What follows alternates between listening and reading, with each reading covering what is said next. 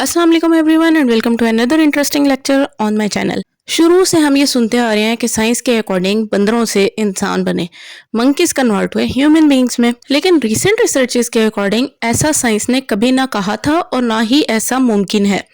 Main reality क्या है, इसको पढ़ने के लिए हम थोड़ा सा बैकग्राउंड की तरफ चलते हैं। एक साइंटिस्ट था चार्ल्स डार्विन, उसको फादर ऑफ एवोल्यूशन भी कहा जाता है।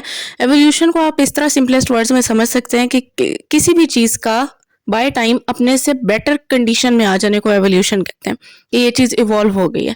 डार्विन ने क्या थ्योरी दी थी? डार्विन ने कहा था कि एक स्पीशी किसी भी ऑर्गेनिज्म की है, उसमें से वो ऑर्गेनिज्म सरवाइव करेंगे जो एनवायरनमेंट के साथ अपने आप को कोप कर लेंगे, उस एनवायरनमेंट के अकॉर्डिंग खुद को एडजस्ट कर सकेंगे। इसे उसने कहा था थ्योरी ऑफ एवोल्यूशन। इस थ्योरी को सर्वाइवल ऑफ फिटेस्ट का भी नाम दिया गया था, क्योंकि इसके अकॉर्डिंग जो सबसे फिट ऑर्गेनिज्म है according to the changes in environment वो सर्वाइव कर लेगा और बाकी सारे आहिस्ता आहिस्ता खत्म हो जाएंगे। डार्विन ने ये कहा था कि ह्यूमन बींग्स के और एप्स के यानी मंकीज के एंसेस्टर्स सेम थे, आबा अजदाद सेम थे।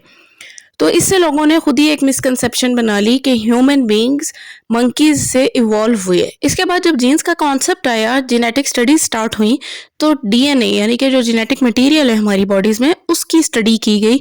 तो फाइंडिंग्स आई कि जो आजकल के मंकीज हैं उनका जेनेटिक मटेरियल हमसे मैच नहीं करता। डीएनए स्टडी से ये पता लगा कि जेनेटिक मटेरियल भी मंकीज का और इंसानों का मैच नहीं करता।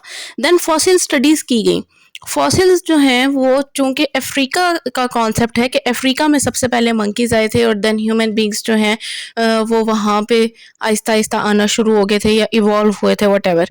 तो अफ्रीका में बहुत सारे फॉसिल्स मौजूद थे। फॉसिल्स कहते हैं डेड रिमेन्स को, जो बचा हुआ हिस्सा है किसी भी डेड बॉडी का। जब उनकी स्टडी की गई तो उससे भी पता लगा कि मैमल्स और ह्यूमन बींग्स दोनों ही मेमेलिया से बिलोंग करते हैं, दोनों मैमल्स हैं और मेमेलिया का ही एक ऑर्डर है प्राइमेट्स, उसी में ये दोनों मौजूद है। मंकीज भी प्राइमेट्स का हिस्सा है और ह्यूमन बींग्स भी प्राइमेट्स का हिस्सा है, लेकिन इन दोनों में डिफरेंसेस हैं। According to scientist 7 evolutionary steps involve हैं ह्यूमन एवोल्यूशन में, जिसमें जो फर्स्ट स्टेज थी वो 7 to 6 मिलियन ईयर्स अगो थी। इनका नाम सहेलेंथ्रोप्स था और ये अर्लीस्ट नोन ह्यूमनिन्स यानी ह्यूमन बींग से मिलते जुलते ऑर्गेनिजम्स थे। Then 4 to 3 million years ago Australopithecus आए, जिनको वॉकिंग एप्स भी कहा जाता था कि चलते फिरते बंदर आएंगे, और उनका ब्रेन साइज भी स्मॉल ही था। देन 2.4 to 1.6 मिलियन ईयर्स को होमो हेबिलिस इवॉल्व हुए और इनको टूल मेकर भी कहा जाता है। इनका ब्रेन भी बाकियों से बड़ा था और ये ह्यूमन बींग से काफ़ी मिलते जुलते थे। देन होमो इरेक्टस 1.9 मिलियन ईयर्स को ये इवॉल्व हुए और इन्हें ग्रेट ट्रैवलर्स कहा जाता था। ये एक जगह से दूसरी जगह भी जाते थे। ये टूल्स के साथ साथ आग का यूज़, फायर का यूज़ भी सीख गए थे। देन होमो हेडेलबर्जेनेसिस आए जो ज़्यादा एडवांस्ड थे। इन्होंने ग्रुप में रहना भी सीख लिया था, हंटिंग स्किल्स भी सीख ली थी। देन 4 लाख ईयर्स को होमो निएंडरथैलेंसिस आए जो बहुत ज़्यादा स्ट्रॉन्ग थे और अडॉप्टेबल भी थे।